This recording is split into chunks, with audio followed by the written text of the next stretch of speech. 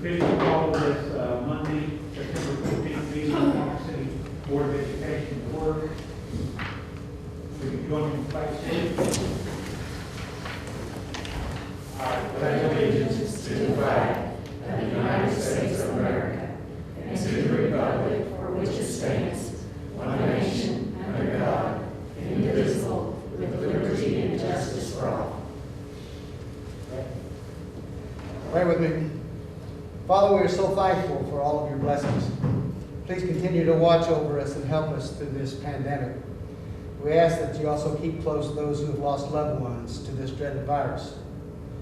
Please be with all the communities who have undergone tragedy due to the COVID-19, or riots, fires, and unrest. Help our leaders through these trying times to make great choices in their decision-making processes. Thank you for bringing our students back to the classroom and the teachers who dearly needed to see them. Please be with us as we teach and care for each other. We want to thank you for our administration, our superintendent, and our Board of Education for their leadership. We also ask that you keep our men and women of the armed forces safe from harm while they protect and defend this great country. We ask this in your name. Amen. Thank you, Brent. Call the roll, please. Dr. Kincaid. Mr. Newsom. Here. Robert Riley. Here. Mrs. Trent. Mrs. Zimmerman. Here. Three of us here. We do have a forum, so the meeting is official. Dave, do we have any comments from the public? No comments from the public, so we'll skip number 2. Moving right along, the next will be reports with potential board discussions. We'll start with Carlos Streeter talking about alternative education.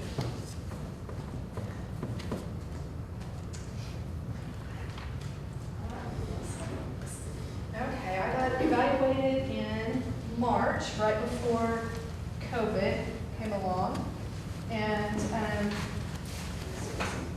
Missy Corn came and evaluated me. And our highly effective areas, I can't see, I don't have to get over here. The ratio of students to teachers, we have an assistant, so we're able to have 105 students enrolled at Wildcat. And we always have a waiting list. Our type of program meets 17 criteria. There are 17 criteria that every alternative school has to meet in order to be highly effective, and we meet those. Our program time exceeds the amount of time that's required by the state. Our resources, that's our instructional materials and our staff, and we were highly effective there. The number of special education students, we have to have a ratio of only 10% of our kids can be in special education, and so we meet that. Our goals and our objectives. Our climate culture survey, last year we were not effective in this area. We actually were not compliant because we didn't know we had to have one. So we had one this year, so now we're highly effective. Our selection of our faculty, that means that we're not just giving people that nobody else wants. We're able to interview and our faculty wants to be there. Our certification, all of our teachers are certified. We participate in professional development. We have our PLCs. Our staffing, same thing, we have enough teachers for the number of students that we have. Our student records, we keep records of our students for graduation and for their progress on Edgenuity. Our student contract, students have to sign a contract in order to come to Wildcat Academy. Attendance contract and or cell phones, we don't allow them to have cell phones. And when they come into school, they have to give their cell phone to the teacher. We put it in a baggie, put their name on it, put it in a safe. They don't get it back till lunch. And after lunch, they have to give it back to us. And so they're not allowed to have cell phones. That keeps some kids from coming. They like their cell phone a lot. Excuse me. Where am I at? Participation of everybody in the intake process. All the teachers, Janet Gardner, our special education person, is involved in our intake process. Our relevancy, we have life skills. We actually had a lot of people came in last year and did life skills for us. Of course, we were not able to do that this year. Our curriculum meets the state requirement. Our presentation and student artwork, they're really big on that. They like for that to be displayed. And so we actually do have an art teacher that comes to our building, and our kids love art. And so we just hung everything up, and they were really happy with that. Our goals and objectives and our outcomes, and that's just what I'm giving you right now. We have feedback, so we do an exit survey when kids leave, we give them an exit survey to see what we could have done better and what they liked about our school. And we do our progress reports. And there's our exit survey again. Discipline students, and that's big. They don't want us to be a dumping ground for kids that don't do what they're supposed to do at the high school. So we always get highly effective in that because we don't have to take kids at our program. It's an interview process. And that's the next one. It's a school of choice. I had a parent ask me the other day, do we have to pay tuition to be here? No, it's free. Unless you just write a check. Community supports. Our community, we have our PI partner who is very supportive. We have a couple of them that are really supportive. Educational options, they do have options of going to the VOTEC, they can do concurrent, they can even take, well, before this year, they can take a class at the high school. You know, if they want to do math at the high school, they come back to us, they can do that. Positive behavioral interventions, differentiated instruction, we have on-site teachers that actually teach a class, or they can have it on the computer. We do cooperative learning, demographic needs, students have an input in what we do. We have our record keeping, interaction with the teachers, student progress and improvement, progress monitoring, our rigor of our program, our response to intervention. Those were all highly effective. Our effective areas was our library and transportation. Our activity students were allowed to participate in athletics. The risk of students, that was one that probably we needed to do a little better on because we should be highly effective in that, because what she graded us only on a 2 for that, or 1 on that one, was because we're not going after students that have been gone for more than a year. And we usually we're full, so we don't have to go recruit because we have enough students that we're not recruiting. We do have counseling services available. We do not do home visits, so she dinged us on that. Our parents don't really want us to come to their home. And that's something that we do if they don't answer their phone, and they always answer their phone for us. We had enrichment activities, but she wanted us to have a artist in, I can't remember what she called it, but like if somebody come in from outside and come in and do a big art thing. We actually had the Ponca tribe came and did art with us every month till we had COVID. Our financial reporting, our state reporting, you can only be effective in those. You can't even be highly effective in those 2 areas. One is as high as you can get. Non-compliant was our ICAP and our career interest inventory. We did 9th grade because that's what she told us we needed to do. And then she said, hey, we gotta have everybody. She gave me till April 6th to do that. And we had COVID, so we did not. Betsy Easley was gonna come over and do that when we came back for spring break. So, you know, we just now got back for spring break. And so I didn't make it till April 1st. So that would have been 6 more points that we would have had if we could have done that. So our plan to address those are, we'll do that this year. We're going to get on and make sure all our students have an ICAP in each grade level. Our current student data, we had 64 graduates last year. And our current enrollment is 105. That's what we're capped at. We have 21 students that go to Pioneer Tech part-time, and we have 5 students that are doing concurrent enrollment. And I believe that is everything. If you had the room, how many students would you have? Do what now? If you had enough room, how many students would you have? A bunch. I'd have a bunch. I have people every day call, even still, you know, even the virtual is an option. We still have people call and want to come to Wildcat. So you're at 105 now? Yeah, that's I have to cap it 15 students per teacher. So, and then I have an aide. Curtis gets me a teacher's aide, and so I have a teacher's aide, and that's how we're able to have 105. So we don't really have room for more than that. So you're physically maxed? Yes, yes. But yeah, we could take, I mean, I could probably have 200 people easily if I had the room for them. And like I said, freshmen are a big one. We weren't even going to take freshmen this year. We were going to save the room. But I had so many people calling me that I went ahead and I took 5 freshmen this year. I mean, like I said, it's every day we get phone calls, people wanting to be at Wildcat. Is that because of COVID-19, or do you think you would have that No. meeting anyway? It's actually, we don't have as many now on the waiting list as we usually do. Because there's virtual options. Because the virtual option. But if we didn't have the virtual option now, we would have a ton of people on the waiting list. And we usually, what we do is in the end of the semester, the students that did not get 6 classes done, they sign a contract that they'll finish 6 classes with us. If they don't get 6 classes done, then we send them back to the high school, and then we fill those spots with new students. So, and we're serious about that, so they know that we're gonna do that. So they know, and we tell the parents, you know, when our teachers make the phone call that, you know, they're not gonna get to stay here. If they don't get their 6 classes done, they're not going to stay. And so if they really wanna be there, they really work hard trying to get their classes done.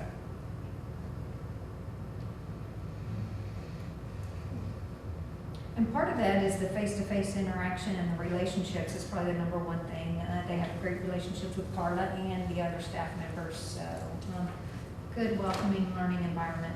I'll put you on the spot. Do you think what you provide is harder or easier than Ingenuity? Well, we do They educate. do it. You're doing We use Ingenuity. But with your own teachers, though. Well, yes, That's the and difference. our kids have the advantage because now this year we are not doing teacher taught classes the first semester, just because if we have a shutdown, we didn't want to have to be in a bind. So everybody's online, but they have the advantage that there is a teacher right there. So if you have a question, we have a teacher in every subject area that can help them with it. So our teachers, I look at their progress every evening. And so I can see if a kid is stuck on something and they're afraid to say something to the teacher, then I'll say, hey, you might check so-and-so because they're not doing anything on their English or whatever. And the teacher will go check and make sure they're okay. But we've got a teacher on site right there that can help them with anything that they need help with. And then we have a couple of kids, because we've taken some of the virtual kids, and they will come in and get back help from Kimbrell. So that's our big draw. I think it's just that we have teachers there that are willing to help, and our teachers are very welcoming. Our kids, when they come in, you know, some of the virtual kids that we were just signing up want to know, can we come here and test instead of going to the registration center? And we're just like, yeah, you can come in here. Because they just like, our teachers are very friendly, you know, and the kids like that. So they pick at them and tease them, and the kids really like that too. So I think they just like being in our building. You know, it's pretty laid back, and we don't have any discipline problems at all, none. And the kids come in and they work, and it's quiet. You know, they can get their work done because there's nobody talking, and so they really like that. And the parents like the phone call every week. Good job. Good. Hi, Judy. Huh? Is that it? That's it. Meeting. Thank you. Good job. Next, Greg Smith will tell us about the annual safety report.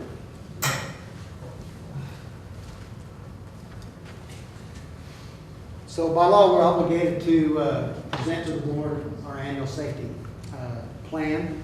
And what we're going to do is I'll just discuss briefly about what we've done, what's required, and a plan to move forward.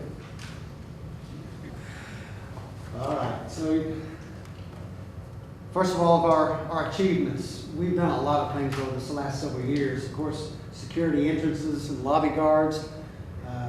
Those are in all of the schools now. Unfortunately and fortunately, our pre-K was the last one to be installed, but now all of our sites have a security entrance and lobby guards.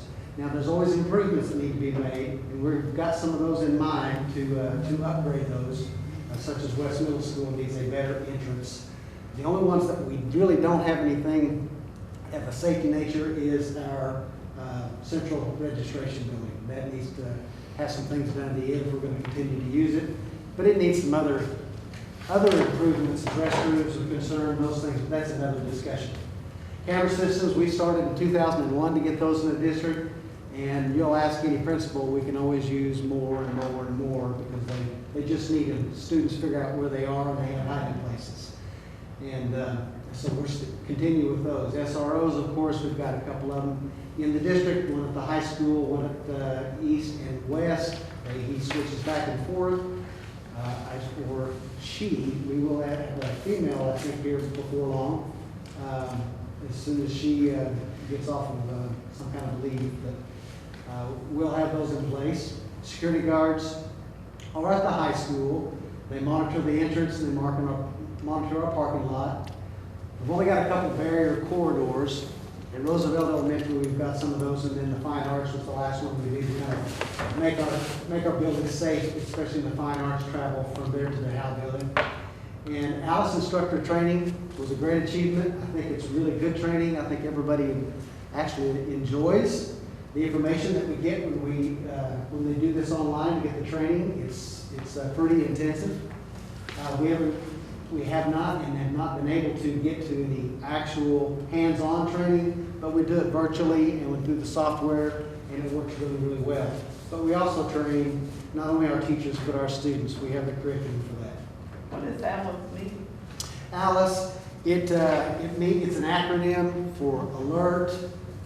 One of you just going to answer that, but I always mess up what it stands for. Lockdown. Lockdown. I went blank.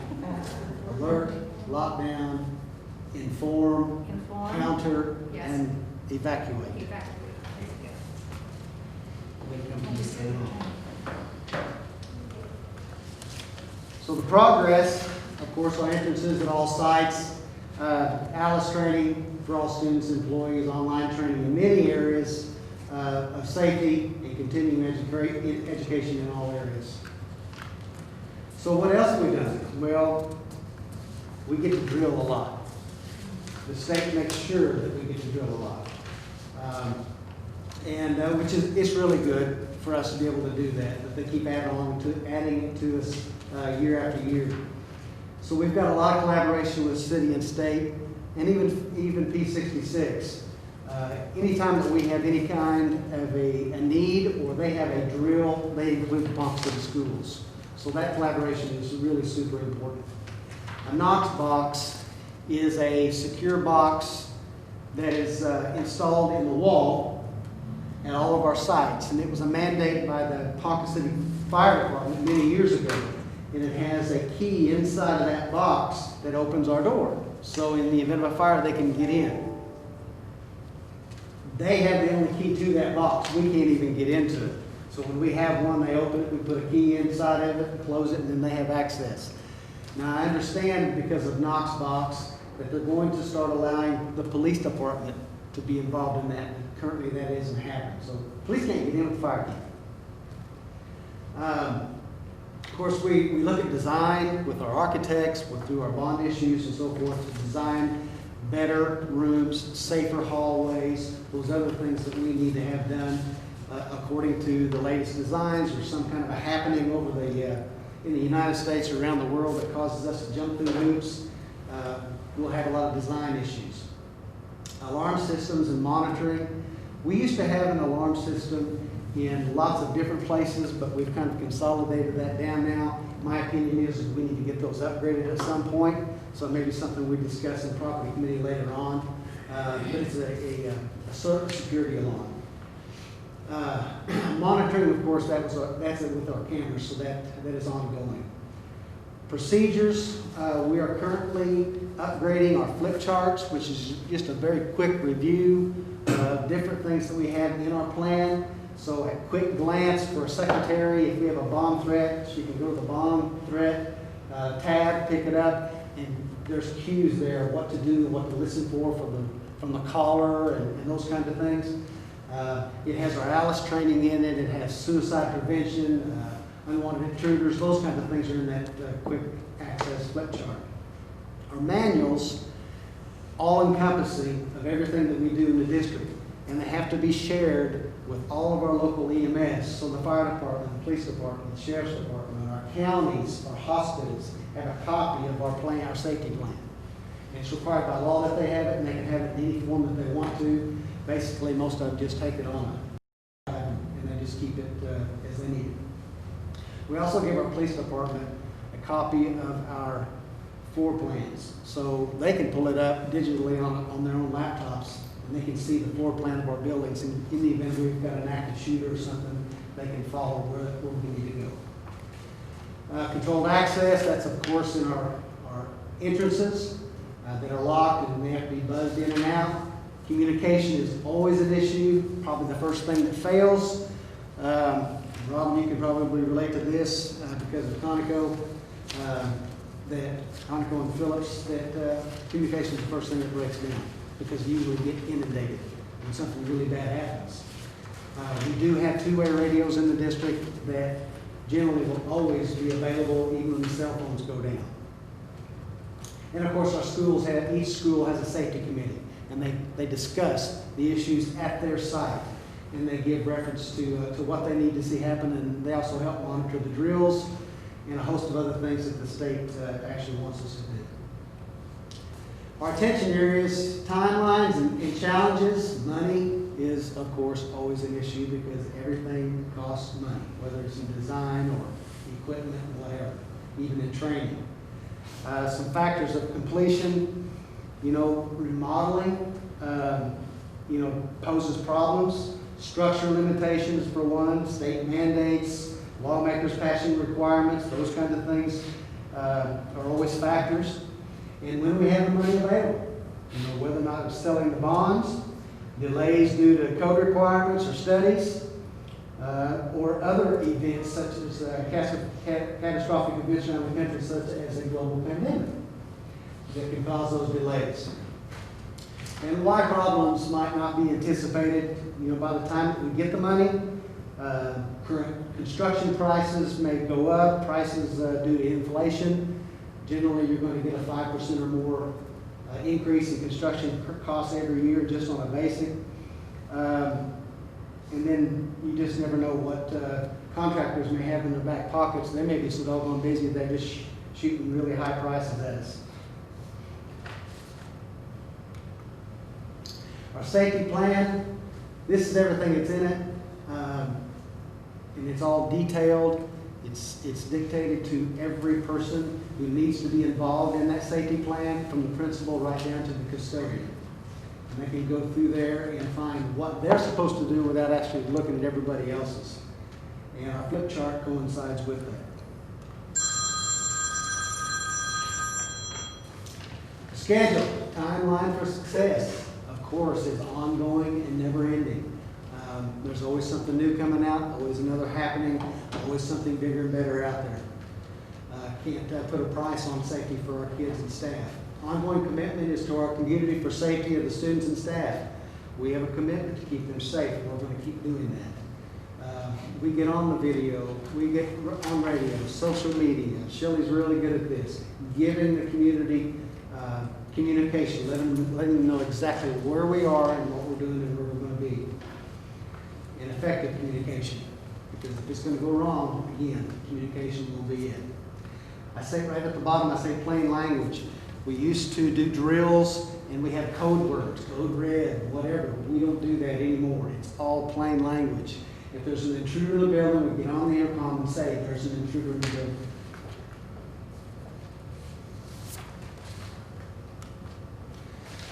Cost, of course, everything has a cost. Like I said, our manuals or flip charts, we try to print those every 2 or 3 years because they're about $1,800 to $2,000 out of whack to get those printed. They're very time consuming just to put together, not necessarily print, because they're in those tabs. So we don't try to do that every year. We're in the process of doing that right now. Construction costs, again, 5% or more each year. New technology increases costs. Bond issue passages, there are associated costs that go along with that, and development, architects, and engineers, of course, training, and state and federal mandates. These are the resources for it all. Bond issues, building fund, that's for maintenance and so forth, but that can also be used for those safety issues. State provided training, grants that we can get from lots of different sources, whether it's from FEMA or state, local grants, collaborative agreements and support from local governments, which is, again, our city, state, and county, and using cost-effective means to satisfy results with the assistance of professional governmental organizations dedicated to safety. And some of those could even include our insurance folks. They have lots of those kind of trainings as well. Goals, in my the machine just fell apart. Lost the backside. I know, I'm gonna make a suggestion. Uh-huh.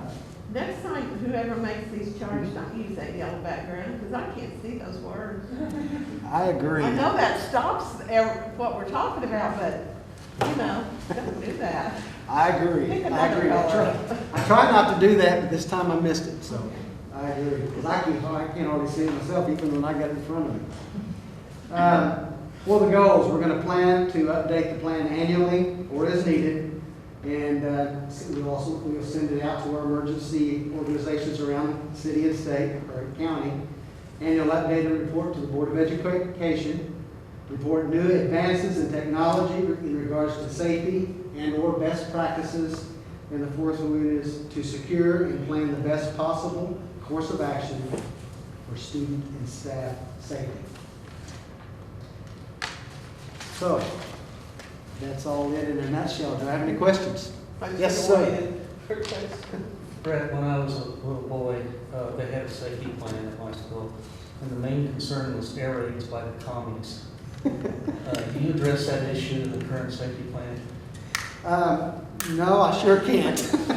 I can give you a little history. This building used to be a bomb fallout shelter. We had a sign out there up until about 9 years ago. Just curious. Questions?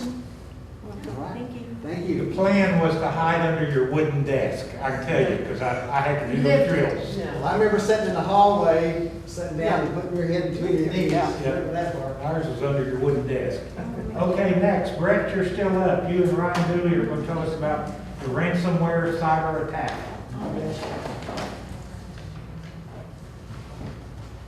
So I'm going to give you just a brief synopsis of the insurance part of it, and Ryan's going to give you the nuts and bolts because he's been involved in it a whole lot. The policy that covers this particular event, it's all covered by insurance, and our OSEG insurance agent is not equipped, nor do they have the availability of the funds that are needed to incurred by the insurance company. So they have a third-party insurance company, which is Beasley. So they've taken over, but although OSEG, our insurance company, which is Oklahoma School Insurance Group, is in charge as well. The policy affords coverage for certain breach response costs, which include the following fees, costs incurred with Beasley's prior to consent in response to an actual or reasonable suspected data breach or security breach. Some of this is legalese. Legal advice is the biggest part of this thing. We have a company called McDonald Hopkins. They provide the legal service to us in the event that we had a breach of our personal information, whether it's staff or students, and it got out. If those folks stole any of it. So they will assist us in that manner.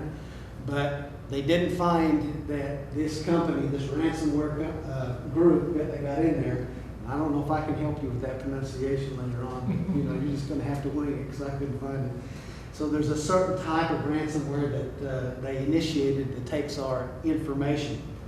And it was termed that they didn't get any of our personal information. So that legal group is still sitting in the background. There'll be a whole lot less cost than it would be if that ransomware actually stole our private information.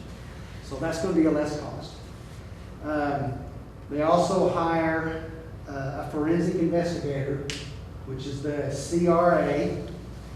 That is, I can't remember the name of it. Charles River. Charles what? Charles River Associates. Charles Rivers. I'm glad you got a good memory, Shelley. Charles River and Associates are doing all the forensics on it. They're trying to figure out exactly what happened, why it happened, how they got there, and help us try to figure out how we can prevent it later on. It's a long process, and they probably gain the lion's share of the money. It's about $36,000 at the greatest, $36,500. It may be less than that. We just don't know yet. But that is the greatest amount that they would charge us if it happens. And they're continuing to work with us now. There was also a codeware that they were doing the negotiations because this group that decided that they wanted our information They encrypted it, and they held us for ransom. I know that they wanted about $500,000 to begin with, and it was going to go up real quick if we didn't respond, but we made a decision not to pay ransom. Ryan and his group had a real good plan, and they got most of our data back, and what they didn't, they were able to rebuild. So we didn't do anything with that group. There's a cost with those folks, but we will not incur any of it. We won't have to pay it. But all these other costs, we will have to pay first, and the insurance company reimburses us all of it, but $10,000 is our deductible. So that's the way, I guess it's cheap if you want to think of it that way. Because it could have been $1 million or more if we decided to want to pay ransom. That's it in a nutshell on the insurance side, unless anybody's got any questions. Ryan? Your attorney. So. Sorry, there you go. I've got a question. I'm probably the appropriate person to ask this. Have you figured out which employee screwed up? I don't think it was an employee. That's right, it was not an employee. Yeah, it was not. My question is a little bit facetious, but have you figured out where the weakness was that was exploited? Yes, we have, and Ryan can explain that. Just a basic rundown. What we had to do was a Saturday afternoon. That's when I was notified that Power School was not up. And upon investigation, we realized it was not up. I tried to remote in. My machine itself was compromised. I shut it down, immediately came in, and started surveying what was going wrong. Started to see that several of the servers were also compromised or had this ransomware software on it. I proceeded to shut all those down immediately to prevent any further action. In the process of shutting those down and investigating what's going on, I found a user account that was in use that appeared to be the vessel, I guess, that this was using to get to all the other machines. And I disabled that account, got that stopped. We stopped any further spread. And generally at that point, first thing I do is I go to the backups. Well, there's the process of going into the backups, which would normally be, we would have had this all back up Saturday evening. The backups have been compromised as well.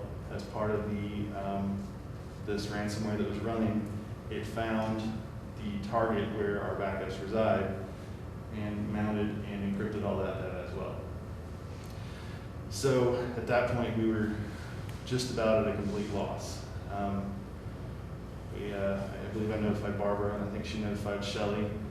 We managed to find a backup of Power School that had been offline and was not touched. It was our database backup. And the application side, we had what's called a snapshot, which is generally something we run before we run an update. So if the update goes bad, we can restore to that point in time. They're usually too bulky to use as a backup because they're really large flat files, but we had it there because we had just run an update on Power School a week before, and we could save it. So with that, the offline backup, we got Power School up and running on Monday, Tuesday, I believe. Monday is when we engaged the insurance company. We started setting things up with them. They put us in touch with the various people that Brett has already mentioned, the Coveware group, because with the ransom, it puts an address on all these files, which has got an address on that you have to access through Tor. It's also can be called dark web sometimes, whatever.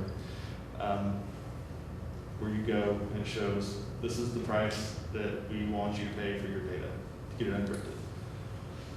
Coveware started negotiations with that company because the initial cost was $500,000, and they said by the end of the week it would double to $1 million, and so on and so forth. They engaged those people and got them to extend the timeline while we were still discussing what we were going to do. We managed to get a backup of our NutriKit software that they use from the vendor who had just recently been working on it. So we were able to restore them in the process. On Monday and Tuesday, throughout that week, our guys started rebuilding what we could from scratch. There's a lot of things that we could work on and we could start building from. And also at the same time with the CRA, Charles Rivers, since we use virtual machines, our files are stored in basically a virtual hard drive. So those files are being uploaded to them through a secure link to their server for them to evaluate, and that's where they do the forensics on. And then, of course, it took a while. They're large files, and it took a long time to upload, and of course, it takes quite a while for them to do forensics as well.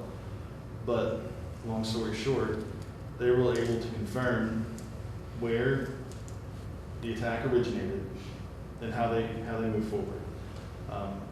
In which it confirmed some of our suspicions that we already had, which is basically what happened is the attackers found an obscure pinhole or exploitation in the firewall, and they were able to use that to get remote desktop access to a server.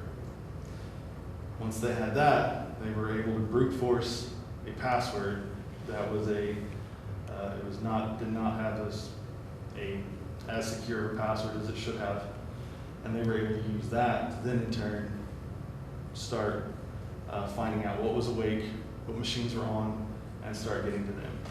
And that's where it started.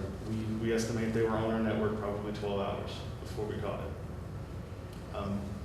Since that time, of course, we've isolated the issue, we've corrected it, we have put precautions in to not allow that to happen again. We're also engaged in looking at for a different endpoint solution, so that if something like this was to happen again in a different fashion, we could isolate it to a smaller group or a smaller instance, so it wouldn't be widespread as it was. And like I said, CRA's found that there was with their forensics, once they took all my data and they analyzed it, they found that it did not indicate that there was any data going out, only maliciously being locked down. Some of the machines they even locked down, remember they have a ransom file. Well, they locked them down, you couldn't get to the ransom file, they encrypted it as well. So I'm not sure we were dealing with the most veteran hackers or whatever you want to call them, but sophisticated. That's it. However, since that point in time, we were able to get PowerScope run. We've got NutriKids working. We had to rebuild some of their inventory, and we've been gradually building everything back up. We are just about to the point we are almost ready to break even. We've got a few things to tinker with, a few fine-tuning touches, but there is going to be some more security that we're looking into to prevent this kind of thing from happening further. Whether it's software, which there is some software components, but we've also went back through our firewall rules and changed some policies internally. And we will also be issuing a network-wide password reset in the near future, which is going to be fun for everybody. But that is something we're going to do to make passwords more secure. I think that's it. Questions for Ryan? Thank you. Next on the list, Shelley Garrett will tell us the latest on COVID-19 updates. Okay, I'll give you an update on COVID-19 and share some information with you. So we have completed 14 days of school, and we've had 9 days with no positives and 5 days with positives. And I want you to take a look at 827, 828, 831, and 901. 4 days straight of positives, and we were here around the clock. And at that point, we thought we're going to have some help with some contact tracing. So I'll give you some updates as of then. So if you look at 902, 903, 904, I mean, it was almost like hope that we had more positives in the school. And we have some positives outside of school that result in close contacts.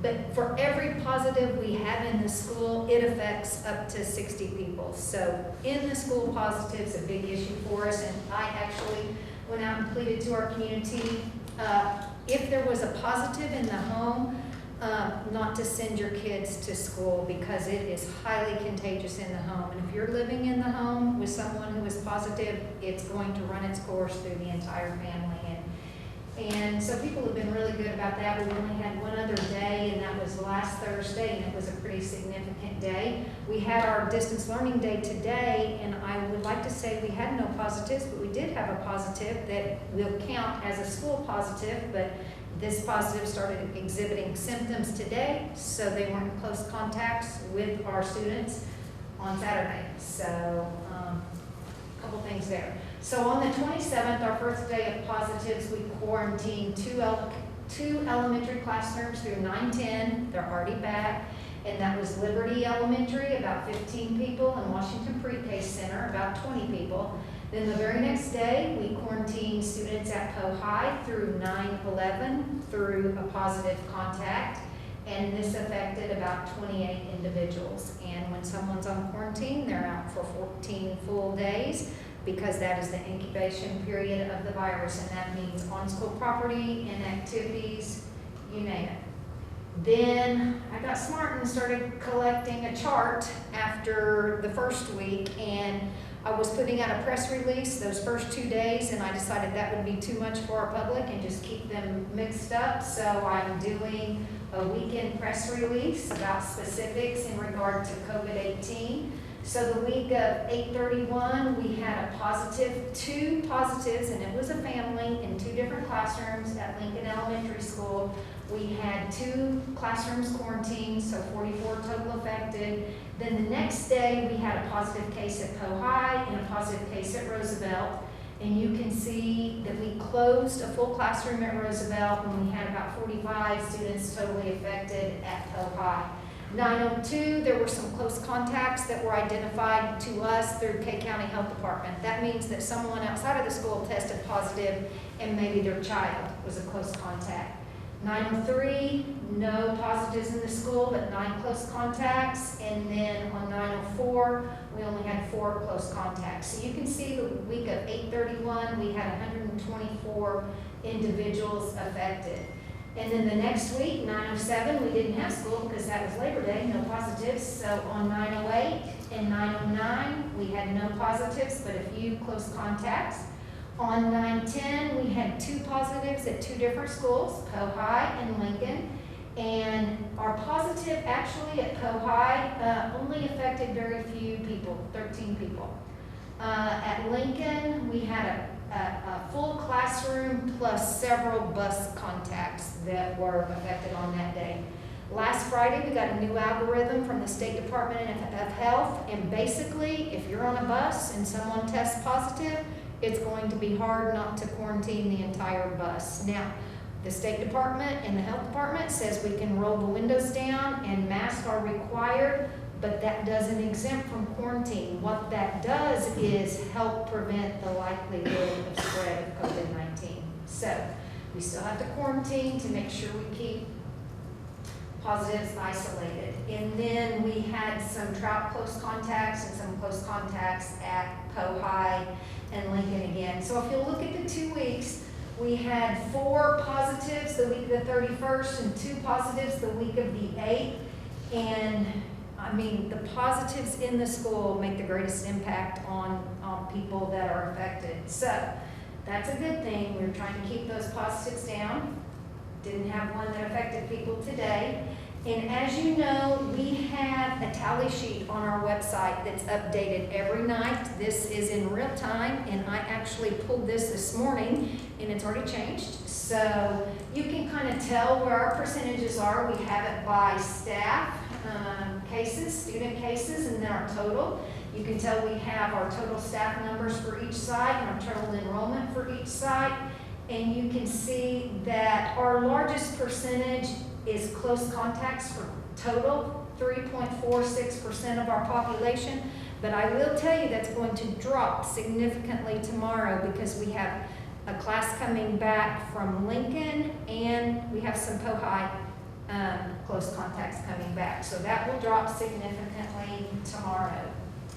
And the one thing that Chris and I are just collecting on the side is our site percentages. And we've got every site listed with our enrollment and our staff, and then our percentage of staff out and our percentage of students out. And if you look at Lincoln Elementary School, we have 6.38% of our staff out on quarantine, and yesterday that number was 19%, so we had a fifth of our staff out. So several came back today, and then we have a fifth of our students out at Lincoln, 22%. You know, we kind of thought about this over the weekend. Those are high numbers, and what some schools are doing is if you reach that threshold of a third of your students out, they're shutting the school for 2 weeks. Well, these were isolated cases in different classrooms, and if you've got a fifth of your staff out and a fifth of your students out, you're still able to serve the same number of students in the school. So it would probably not be the wisest choice to close the school unless we have 4 or 5 in a classroom and it's widespread. But these were 2 pretty isolated cases. And that's going to change daily. In fact, the Lincoln number is going to go down significantly, and that's our greatest percentage. We have a high number at the high school out, but that's where the most students are as well. We do count our virtual students in these enrollments because they come in and test, and they can count and be close contacts to our staff and other students who are testing. Okay, I'm going to give you a little information about our contact tracing information. We did some contact tracing investigation courses online through Johns Hopkins University, and it started out with just Curtis and me and our 3 nurses. So we had 5 staff members who were doing contact tracing. Actually, on the first 2 days, we didn't even have our nurses involved, and we decided real quickly that wasn't going to be enough. So our nurses are involved, and 1 nurse is handling elementary schools, 1 nurse is handling middle schools, and 1 nurse is stationed at the high school and is handling high school. So we decided after 4 straight days of positives that we needed to recruit someone from every site to take the Johns Hopkins class, and we have, and they have done it, and we haven't needed them, but in the event that we do, we will have them. So just some wise thinking there. I'm going to talk to you a little bit about the process. So we look at the date of the sample of the positive case and the date on which the case, a positive is called a case, starts symptoms, and that information is then determined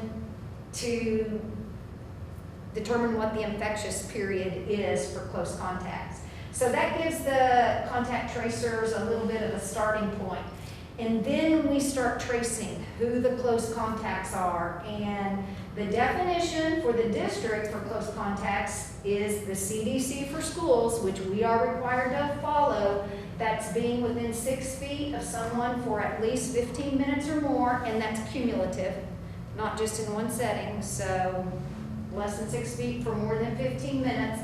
Direct physical contact, now the CDC says hugging or kissing, but the state epidemiologist says any physical contact trumps less than 6 feet for more than 15 minutes. So physical sports, band, corral, super spreaders, aerosol spreaders, sharing, eating, or drinking utensils, sneezing, coughing, or getting respiratory droplets on another person. And then the contact tracer can also track relevant information, like at our secondary sites, we have seating charts for every classroom. And I know that Curtis has been to the high school, and they just start handing him the seating charts. And once we have students that are out due to a quarantine, because they're quarantined, our teachers rearrange, because then we can spread out students further in the classrooms. They also check buses, lunch schedules, close friends, so it's quite a process for contact tracing.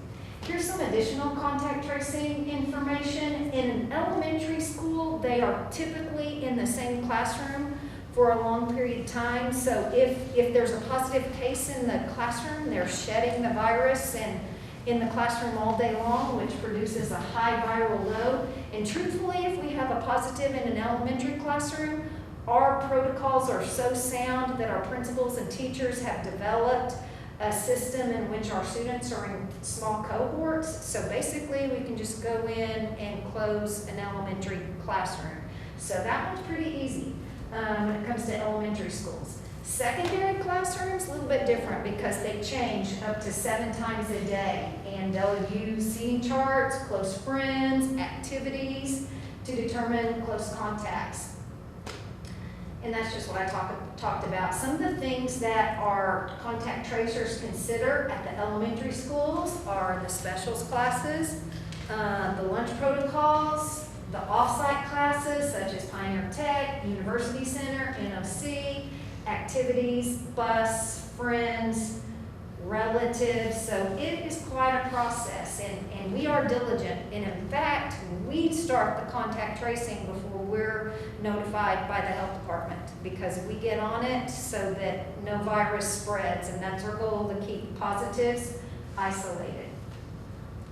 And we have the ability to pivot right to distance learning. Here's a little bit of additional info. We have a mask mandate. Masks do not eliminate a quarantine, but will likely reduce the development of COVID-19. So I think we're doing pretty good with our number of positives in the classroom. Imagine what it would be if we didn't require masks in the buildings or on the buses. So we don't even want to think about that. A lot of people falsely think that a negative COVID-19 test reduces the length of the quarantine. That's wrong, because symptoms could start showing on day 13.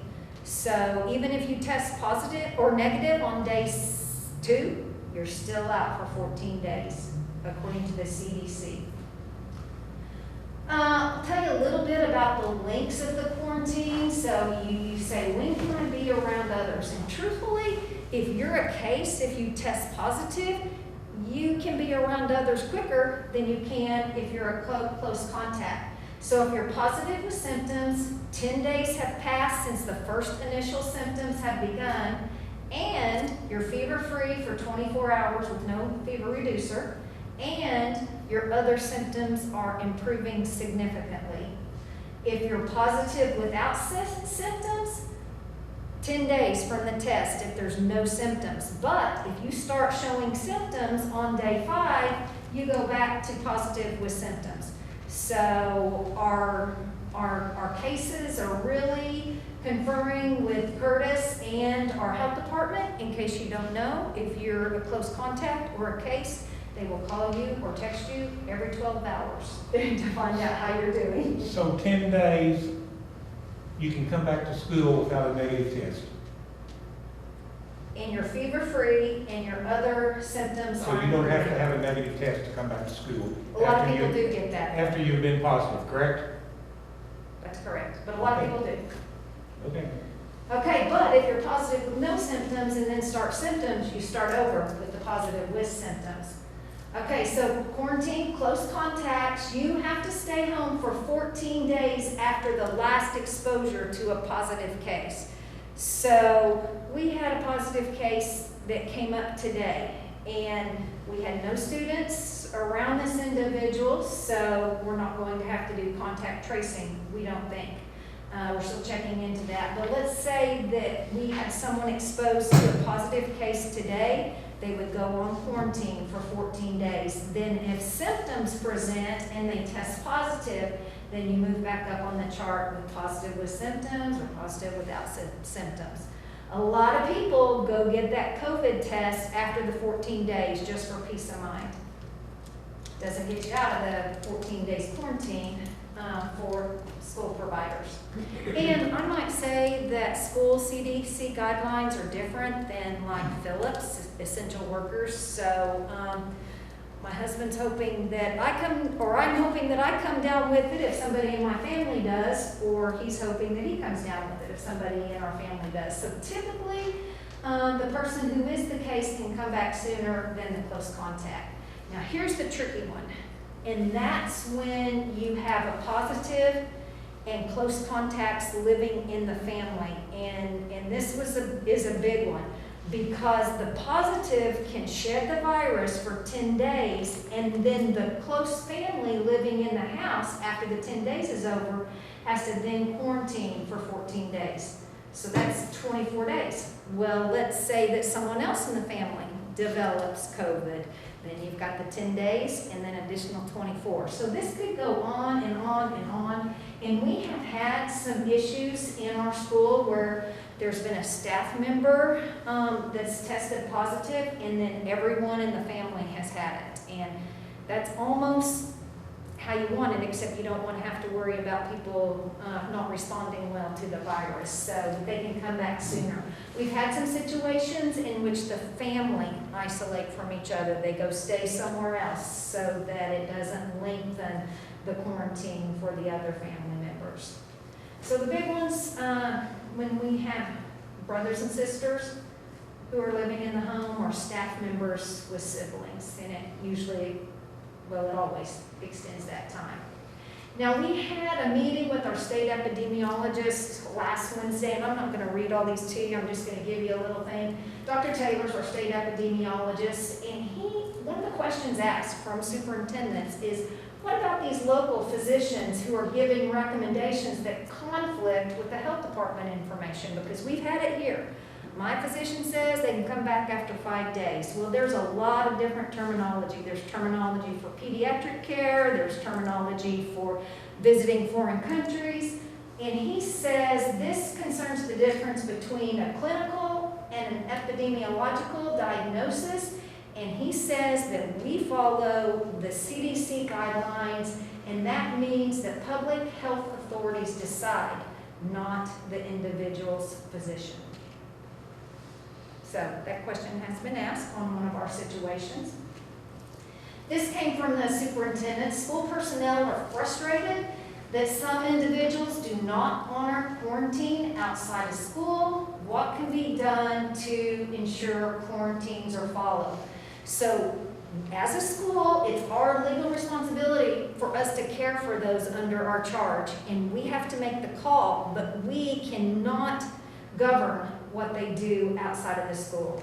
And typically, if a health official has given a quarantine or an isolation, whoever is non-compliant can actually be charged with contempt, but they don't have the manpower to do that. But he did bring up, if it is a high-profile case and he thinks that a school did not follow guidance as appropriated, the health department will come in and take over. And you may have heard about a couple of football teams, 6A football teams in Oklahoma, who were saying they were less than 6 feet for less than 15 minutes.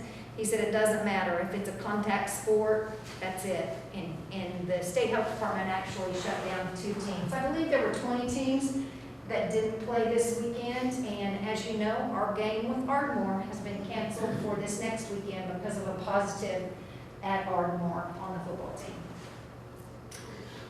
He says what cases take precedence over the less than 6 feet for more than 15 minutes, and that's when he mentioned the contact sports and aerosol spray.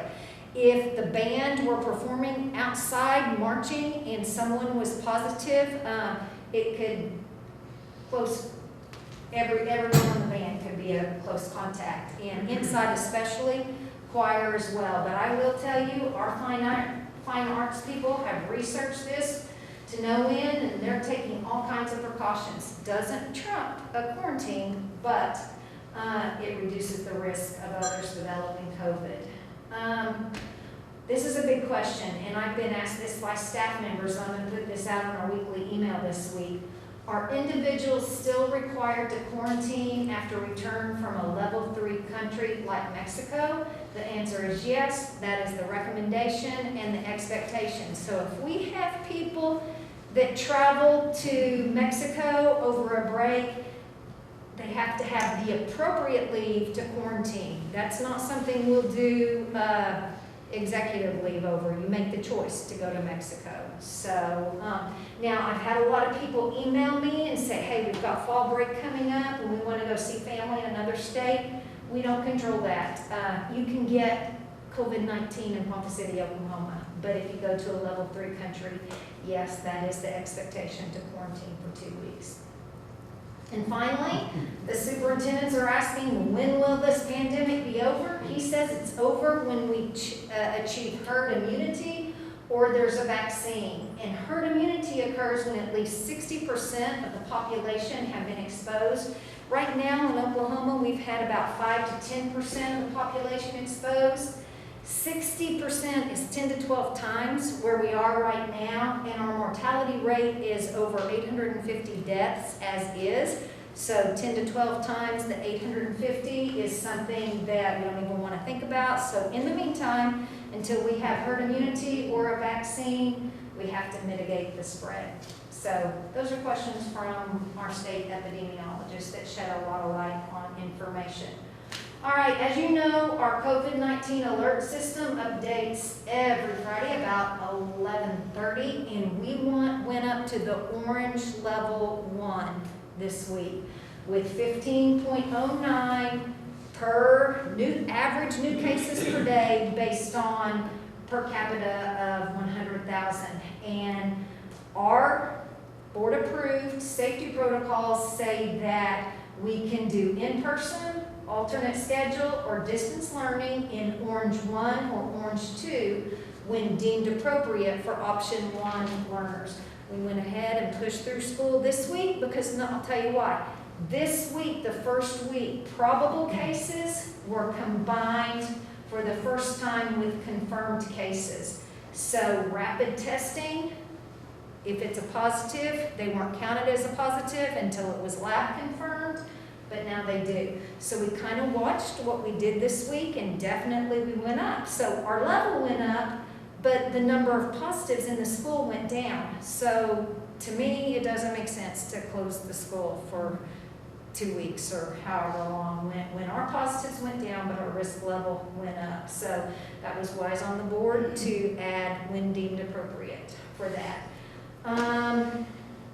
But we did go up quite a bit. I will tell you, I missed from Friday to Saturday was 7 cases. I missed Saturday to Sunday, but from Sunday to Monday, it was 19 cases. So we're pretty high already for the first 3 days. So we're on track to go up again. So I kind of compared our peer districts every week in northern Oklahoma, Ponca City, Bartlesville, Enid, and Stillwater.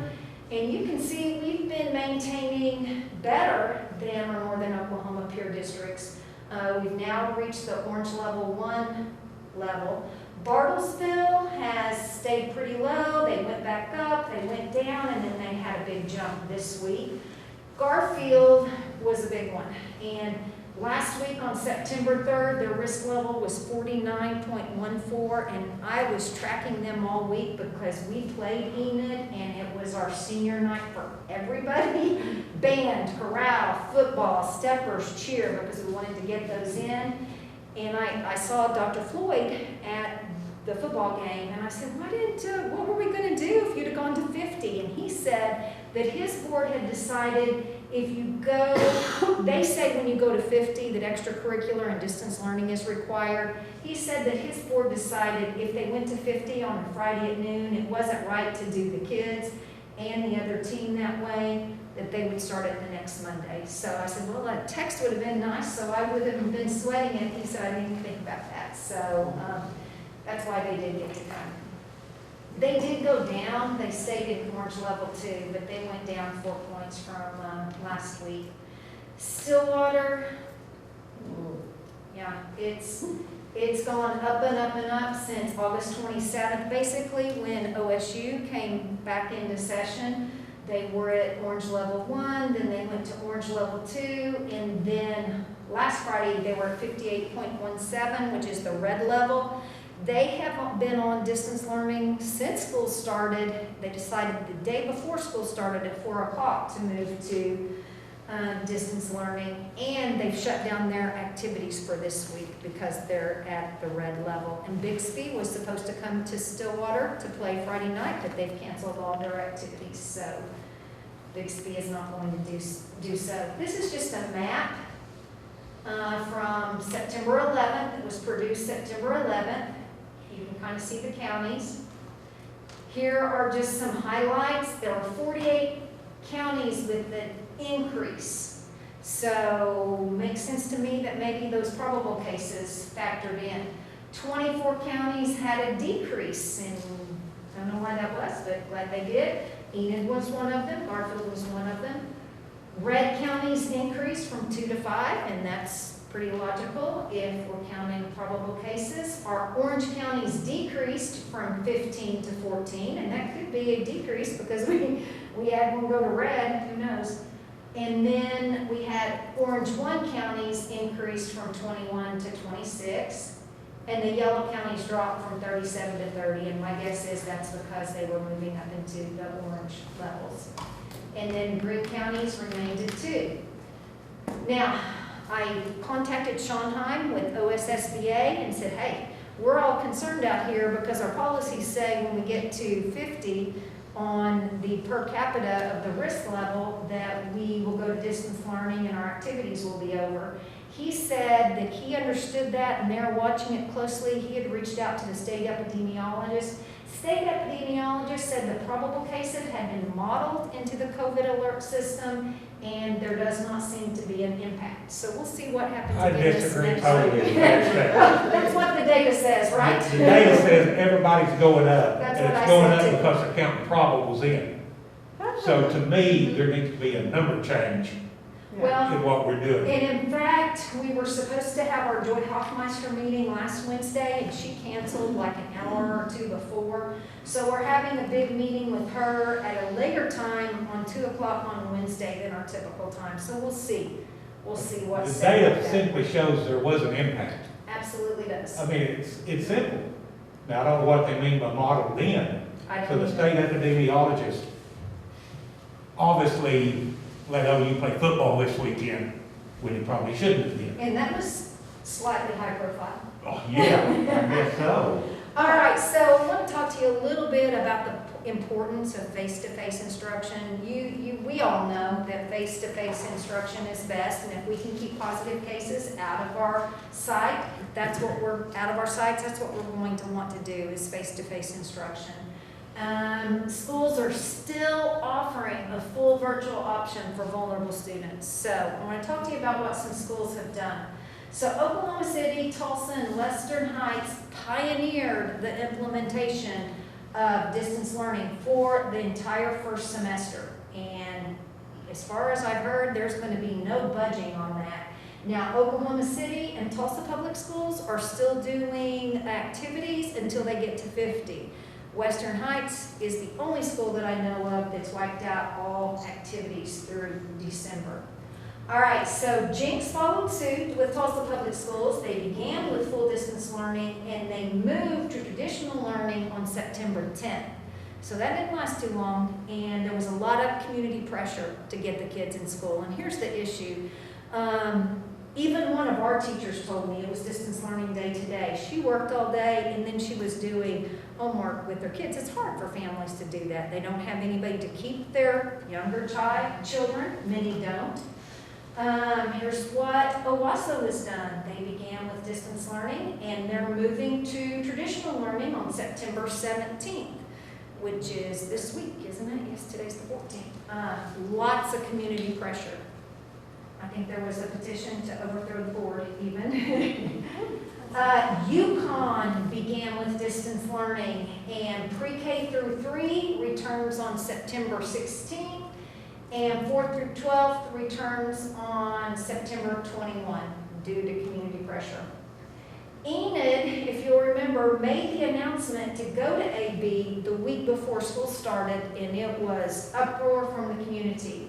So they brought everybody in, they went to traditional learning, and they changed their guidelines. So they are in school until they get to 50 and participate in activities until they get to 50. And they've been really close. Now they put a message out, I follow all the schools, that when we get to 50, this will require distance learning, but they're going to go for 2 weeks in a row when they get into distance learning. Okay, Stillwater started school in full distance learning. There has been tons of community pressure to move to traditional. However, they reached the red level this last week.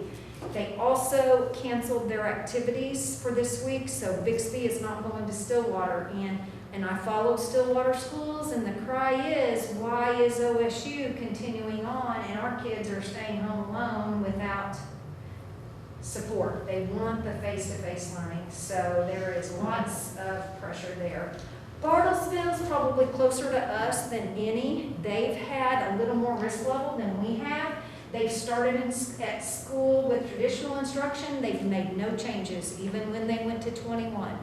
They came back down. So they're offering that virtual and staying with traditional instruction. I do talk to Chuck McCauley, the superintendent at Bartlesville, probably more than any of the other superintendents, and they're staying on track, and they will cancel activities when they get to 50.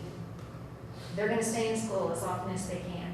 Broken Arrow began traditional learning on September 3rd. It was their first day of school. You may have known they did the testing of their teachers, and they had 33 staff members test positive, but they are still in school. Edmond Deer Creek began with an AB schedule, and they are still, Edmond Deer Creek began with an AB schedule, and they are continuing on with an AB schedule. Now, Muskogee Public Schools began with traditional learning and are staying in that option, even though their risk level this week was 146.44, and that was due to the penitentiary. They had lots of positives within a penitentiary, and I don't think that should affect the school kids. They're contained, or we hope they are. Now, you've still got your guards and things that are coming out, but I think they're working really hard in the prison to keep their people isolated. So, with that said, many other schools are remaining with traditional learning. So, I put this as an agenda item to look at our protocols as to where we are and our current situation, to determine if the board would like to take action to make any changes or have a discussion or leave it like it is. And there we are with instruction. We see that we're going to stay in green and yellow. We're going to stay in-person instruction no matter what with green and yellow. Then when we go to the orange levels, it's when deemed appropriate. When our cases went down in our school and our risk level went up, to me, that's not appropriate to close down the school, because we know that face-to-face is important. When we get to 50, and I think that's super wise, that we should go to distance learning. The second section is all about health protocols, wearing masks in building, on the bus. We've required all that, but it doesn't stop a close contact. All it does is reduce the risk. Then on our athletics, right now we are not having anybody in our buildings, no outside visitors. We're not doing any use of facilities. Even the wide or the Recflex ball is not going to be using our facilities for basketball, and they always do. We say that we're going to be limited at Orange Level 1, and I'm telling you, we are limited to the hilt right now. We're saying that our buildings and campuses not available for public use or extracurricular activities at Orange Level 2 or Red. And this is just something for the board to discuss. I might say that we haven't had a positive contact, but if someone in our contact sports tests positive, we will shut down the entire event. But, you know, maybe that might be a consideration, is if we go to the red level for activities to match our distance learning required. But that's a board decision. So I'm going to give you an enrollment date. We are down about 50 kids from last week, but our no-shows were dropped last week. So when kids enroll, they have 10 days to show up, and if they don't show up, they are dropped at that point. Our on-campus enrollment is 3838, and our Ponca City Virtual Academy enrollment for option 2 and 3 is 545. And we have 63 on the waiting list, and I did that as of Sunday, so it may have changed today. So they move in people on Mondays, typically. We had a distance learning practice day today. It was an instructional day. Our teachers were available for support from 8 to 11. And all of our teachers recorded a lesson through Google Classroom, and they posted an assignment. And students had any time today to log on and submit the assignment before 11:59, and then we'll look at logins and submission of assignments tomorrow and count those students present. We did have grab-and-go meals provided at 4 locations, and Jeff, you sent those numbers, but I didn't add them up. It was way lower than our summer feeding options. 320. 320, so. And you all just guessed at how many that might be, right? Were you over-prepared? A little bit. And a lot of times with the grab-and-go meals, those can be refrigerated and used the next day. So beginning tomorrow, there was a USDA waiver that allowed for all of our students in the National School Lunch Program to be free and reduced, to qualify for free and reduced lunches through December 31st until federal funds are depleted, whichever may come first. We're hoping we get through December 31st, and these are to all of our students, 18 and under, starts tomorrow. So if they're full pay students, they will be free lunch until further notice. We are encouraging our families to go ahead and get that paperwork submitted for free and reduced lunch because our federal funding depends on that, and if our sites are Title I sites. So thankfully, this didn't start until today, so a lot of people have already submitted the paperwork, correct, Jeff? And Cheryl's working with our CMP secretaries to help us out on that. Okay, do you have questions or discussion points? A real quick question and then a discussion point. Okay. You mentioned the 6 foot for 15 minutes is cumulative. Uh-huh. Cumulative over a 24-hour period or a single visit or what? While you're with the positive, in contact with the positive. So if you leave them for 20 minutes, then it's all over. That's Do you leave them for 20 minutes and come back? It It's starts supposed to over. be cumulative, yes. Okay, back to that chart right there. I'm of the opinion, and y'all, I'm going to ask everybody your own opinion on it. I think we should not automatically go to distance learning when we get to 50. The reason being, until we get a clarification from the state epidemiologist or the State Department of Health, we're playing by the old set of rules, and I'm guaranteeing you they are counting probables in there. If we put we're deemed appropriate, put an X in the red level, we can still shut school down if we want to, but we're not forced to like we are right now. And until they get more clarification from the state epidemiologist, he says it doesn't impact it. I totally disagree with his statement. Because everybody went up. Yeah, I was gonna, why did they start counting probable instead of? Well, this is what we heard, that Oklahoma ranks high as far as positivity rate in the nation. And so this was an attempt to scare Oklahomans to realize that this is real. Judy, there's only 16 states in the United States that count probables, and we became the 16th state. I think it's a scare tactic. You're exactly right.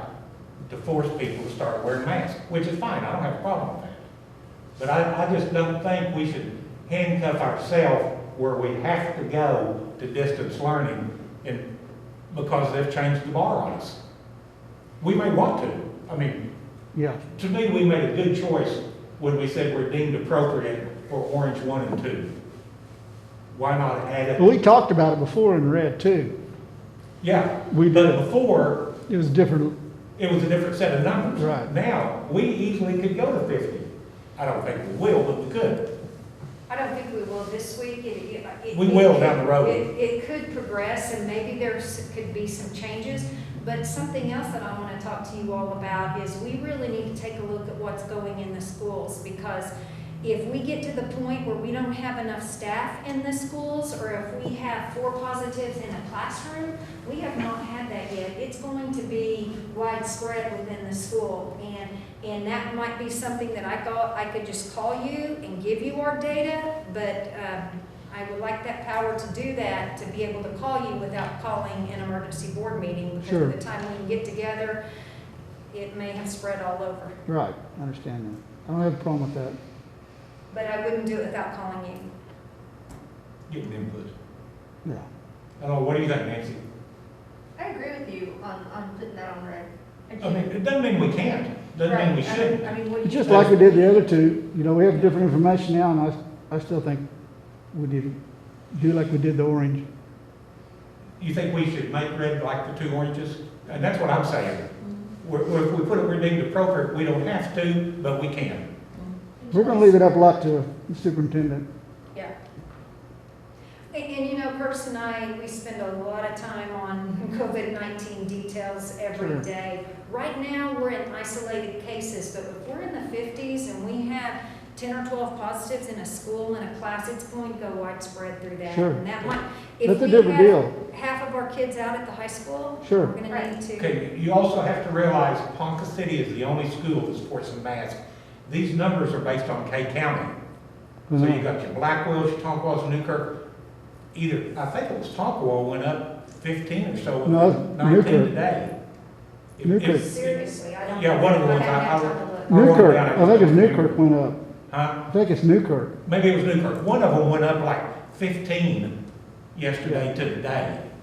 Well, I mean, we shouldn't be penalized, just like Muskogee shouldn't be penalized because of penitentiary. I agree with Yeah. that. But these numbers are based on county, not on school. Right. And I don't want to go rogue, but on the other hand, we shouldn't pay the price if the others aren't paying it. That's why I think we're deemed appropriate, really is the right words to use, then we can or we don't have to. Yeah. It gives us more flexibility. Curtis, got input? Yeah, I think, it wouldn't hurt to put that appropriate. I mean, the only thing with us being the biggest city in the county is that this is, even Most if of the other them are. counties aren't doing what they're supposed to be, everyone's not supposed to do what they're doing. We know where they're coming for their groceries, and we know where they're coming for shopping. It's not like if Tonkawa really shoots up, it's gonna keep them coming to Ponca City, Oklahoma. That's the only thing that concerns me. Is that, I know the county numbers don't necessarily reflect Ponca, but Ponca's always gonna bring the county people to it because of the size and what it has to offer. No, Just something to think about. I think you gotta look at all the factors and, just as a whole. Well, and I think you have to look, it has to be case by case. You can't put a magic number, but if we tell you there are a large number of positives, then it is going to spread. I would be more And that's concerned what about it is. positives in the school than I am a 45 number or a 50 number. Well, We look could at be in that. orange level 1 and have Right, X number of our students out of the site, and that'd be more dangerous to Right. us. I agree. That's what I'm saying, is So putting if appropriate doesn't, it gives us more flexibility, which is always good, because I don't think we've seen all the what ifs yet. We don't. but it then forces to do it. right. That's right, we're not forced to do anything. Because that's what we talked about I the mean, last time we when could go we right now developed on Orange this. One if we wanted to distance learning. It would not be appropriate with 2 isolated No, positives. that's my point. We could if we wanted to, but we don't have to. These are county numbers that handcuff you if you're not careful, where you're exactly right. What's going on in the school is more important to us in this room than a county number. And we don't have a university. Think about Stillwater. I mean, they're fighting the university numbers and they're still in, but the school kids are not. I think, that's still you gotta look at it as a big picture, because by the time we get in the school, it's a lagging indicator of what is going on maybe in the county. If we see a big spread in the county right now, it's not in Ponca City, it's probably gonna be in about 2 weeks. But again, just putting it out. But then we could if we wanted to shut down, we would have Exactly, to. I'm not disagreeing with you, I think that's appropriate to do, but if applicable in there. But again, it's hard to look at a chart, because none of this has ever gone by a chart, it's all You can't go by a too chart. many what ifs, and so the more flexibility, the better. I think we almost have to take the bottom one off, I do Orange too. 2. I do too. And maybe we take it off Red 2. Don't know. Maybe I'd leave it on there when deemed appropriate. Well, yeah, Our I mean, football you could do team it may that go way. down. I We may mean- have a positive or banned or. If we don't have a football player down, and we don't have any problems in the school, you gotta be careful. You can't shut down Friday night football because we've got an accident in the wrong box there. That's my point. Oh, I will tell you, we are tight on protocols too. And if we waited for the health department for contact tracing, we'd be in trouble. So we've been really diligent, we've taken a lot of heat, and you guys know that, but we're following the CDC guidelines. So, and to keep, you can see what what impact one positive has on school, and we all believe that our kids need face-to-face instruction. At the same time, if we've got widespread cases, it's time to shut down. But I mean, don't. keep in mind that most of the people we're trying to protect are probably going to be asymptomatic. And all that we found in the contact traces we've done, most of the kids don't have symptoms. I mean, I'd say a majority don't have symptoms. And so even though they may not be affected by it as far as having symptoms, they definitely could be spreading it. That's why I think you gotta look at it in its entirety, in my opinion, not just to take any one. And Curtis and I kind of talked last week, I'm gonna go back to this one slide, sorry. Sorry. The slide where just he and I can see with our cases. Sorry, I'm taking extra time here. That one.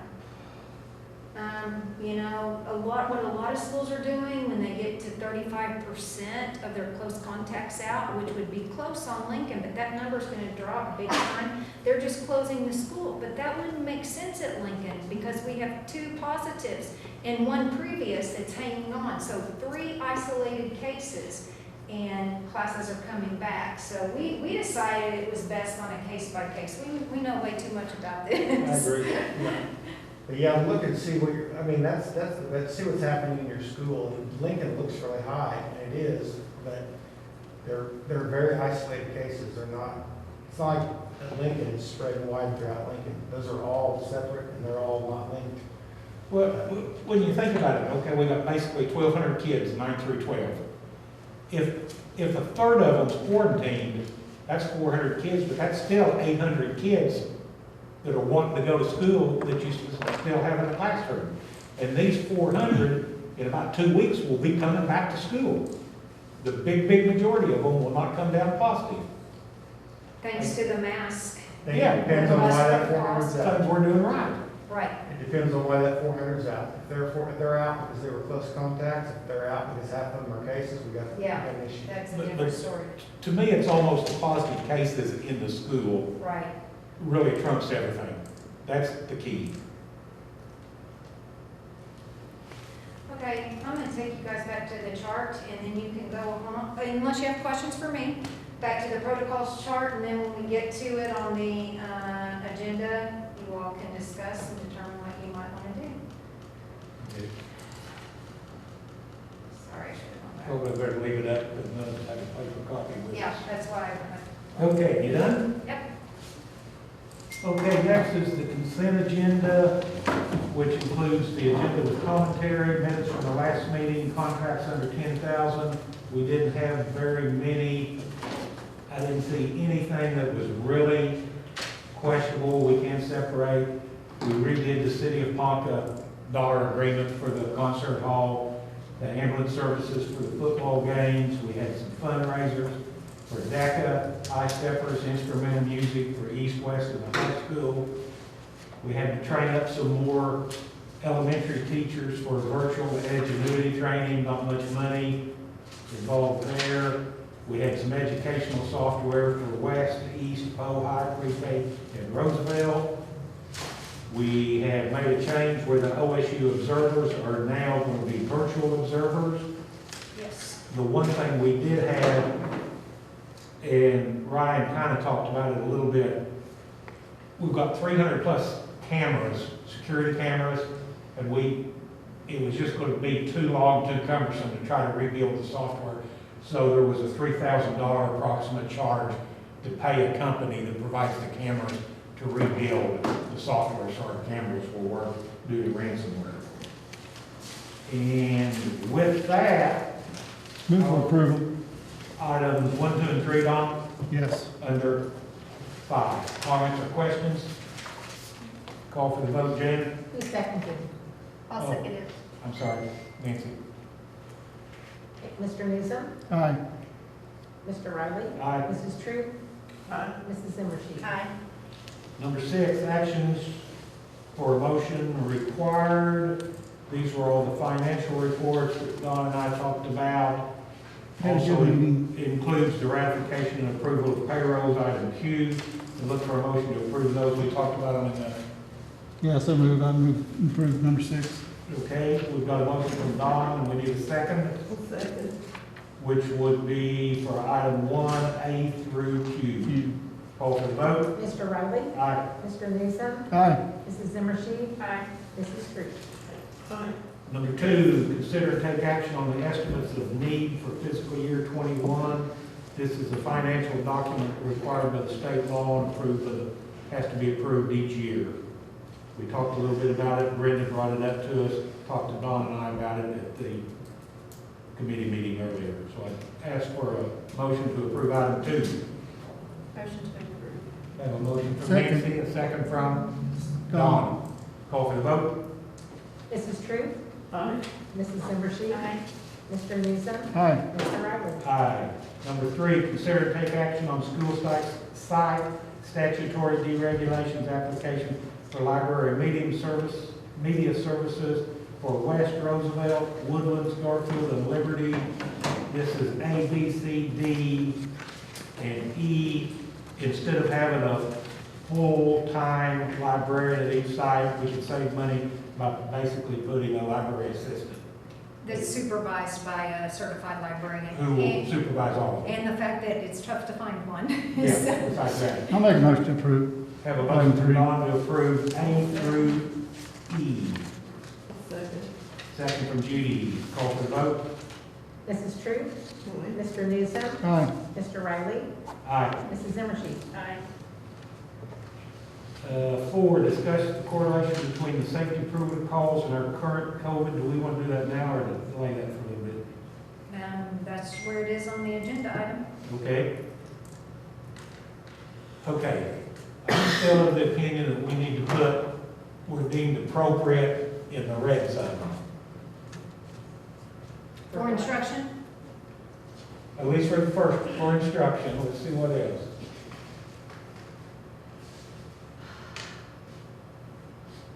Which would be the second one, right? right, I don't recommend changing any of our protocols. We are rigid with our protocols and we can control what goes on in the school, so.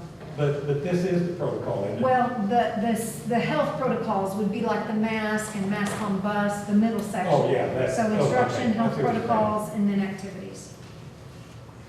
Then the second one under instruction,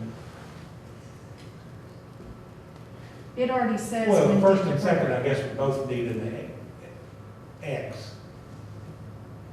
I think all we do on the last one is distance learning, distance We would take learning it off. when deemed appropriate. Yes. Or add it to it.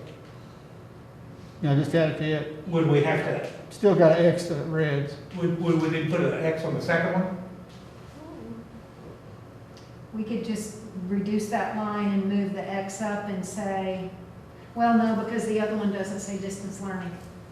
Because it's of the opinion that well, distance learning is on the second one, alternate schedules or Yep. distance learning when deemed appropriate. So actually, I could just move the X up and take that line out.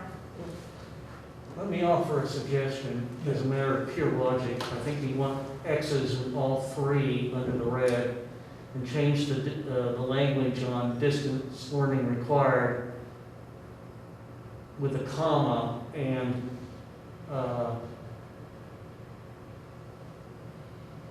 as may be determined by the board. Because if the board votes for distance learning, then it's automatically going to take out the first 2. And what you're saying is, it's only required if the board so determines. But until the board so determines, your first 2 are still in play. So the motion True, is, I think I agree with what Gary's saying. Yeah, you're saying is that line item, That's gotta distance be a learning board required by board approval. yeah, so that you put X's in the first 2 as well as the Right. third one, and modify the language, distance learning required, to put a comma, as the board may determine. So you're keeping all 3? Yeah. in making distance learning a board decision, but we may have to have an emergency meeting. I mean, Yeah. because, I think at that point in time, an emergency meeting is the most appropriate thing. Before we shut school down. But she's saying the spread is, I mean, her calling us and getting things done quicker, isn't that what you were saying earlier? and I think he's talking about the entire district going to distance learning. Okay, If, okay. I would like to be able to confer with you all if we decide that a building shuts down, have that authority to seek your input and then make a determination. Now, I can see that, because I can see now if it's a full-blown, the whole school shut down, it's gonna have to come from us. Right, and I'm not so sure the high school shouldn't come from us also.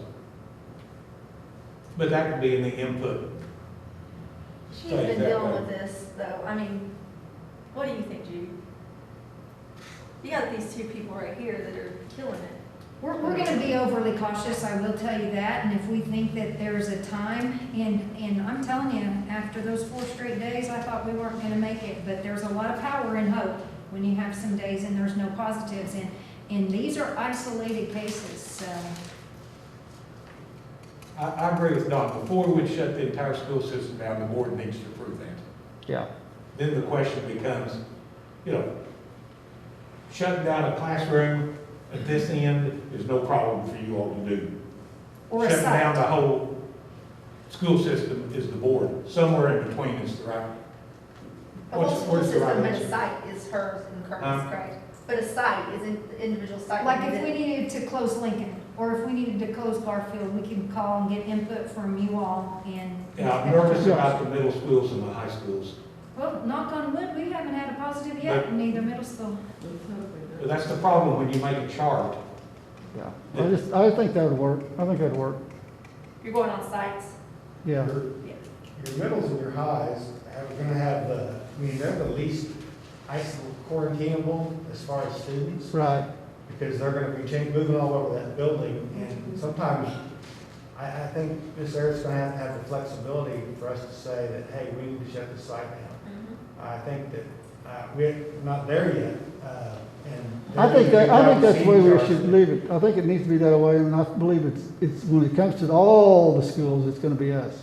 We Yeah. gotta The vote. district. But if we, and I know, you guys know, it's gonna be communicated, but we just don't know. We just need that flexibility to not have to open the school up for 24 hours if we need to shut it down. But I don't want us to get in a situation like Stillwater did, at 4 o'clock on a Sunday afternoon, going to distance learning, even at the high school alone. Yeah. That Well, was terrible. If we get to that point, we're gonna see it sneaking up and. Yeah, we're gonna see that. Right, and I don't know why that happened that way. Maybe they didn't have protocols in place. I don't really know, but I mean, I'm not worried about what Stillwater's doing. We're doing Ponca City. I just don't want it to be like that. so I think what happened is they had a lot of positives and they were in the orange 1 level, and it was OSU students, and they made that call. let's say you had a family of 4 and they all were at the high school, and they all 4 were positive, and all 4 were moving throughout the building. And we found out on Saturday, it would almost be impossible to contact trace that fully. That would be a situation I think of. If you have multiple cases at one time, just hit you in one building, it might be best to say we're going to shut down for that quick. Well, Bartlesville did that. They had a late case, a family on a Thursday night, and they just closed it down Friday because they couldn't possibly contact trace without Judy, risking. what do you think? Well, okay, I'm trying to figure out what we want to do. Okay, the first 2 lines, we deemed appropriate, we're gonna leave those there, is that correct? And add an X in the red. And then an X in the red. Okay, and then the bottom one, distance learning required. As You want to determined put by what the he board. said, That's approved by the board. board. I think I'll put district distance learning required, because that shuts down the school. Isn't that what it says? No, it says distance. We could say district-wide distance learning required. Okay. That would clean it up. Yeah. Yeah, that would be good. Okay. And so let me get this clear too. And so we're gonna leave it up to Shelley on 1 and 2. she's gonna call us and tell us what Absolutely. she wants to do, huh? Yeah, absolutely. I And would then- seek input from the board. And then the third one, it's just gonna, we're gonna have a special meeting. That would be district-wide, an emergency meeting, probably. Okay. I thought that's how it was, but I wanted to make sure that, I think we I have to think do that something would about be- activities. Say again on, I didn't hear you.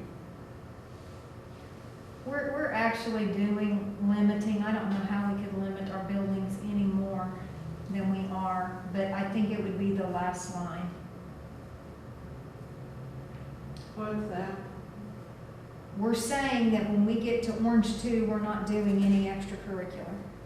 The first two, I think we're okay, because we Yeah, can me too. still, we can social distance First, okay. and public events, building and campus not available. Then you've got the question, okay, we're saying our building and campuses aren't available, what if we travel? What if we travel?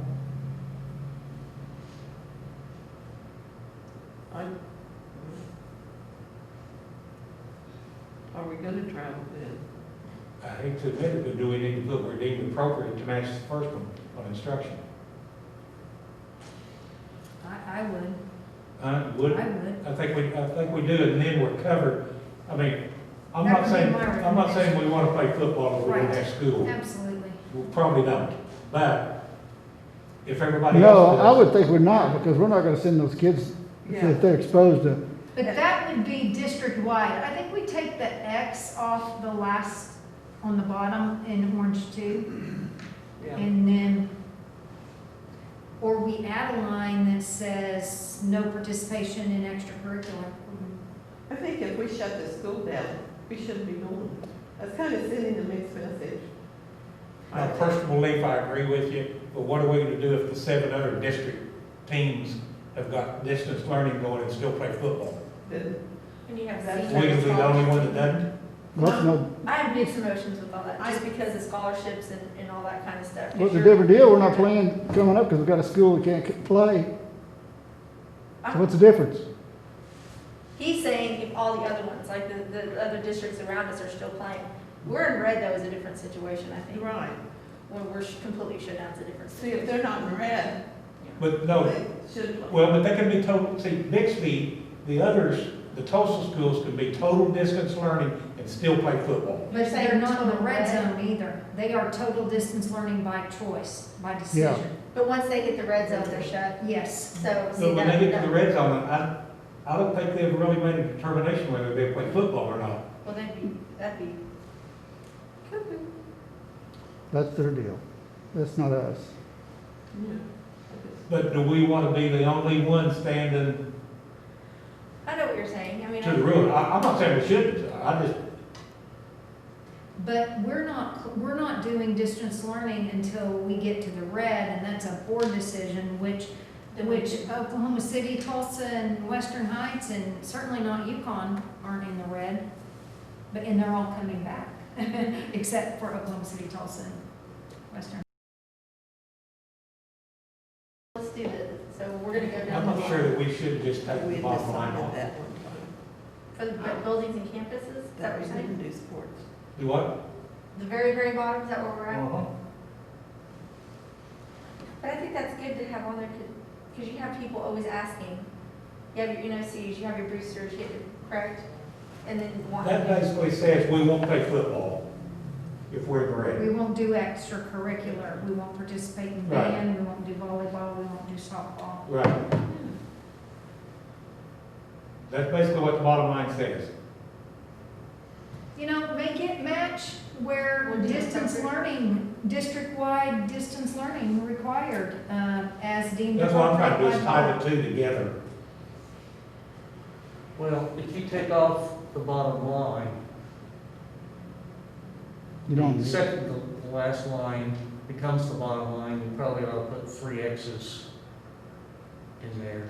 But the middle line doesn't say anything about, not participating in extracurricular, we'd have to move that up.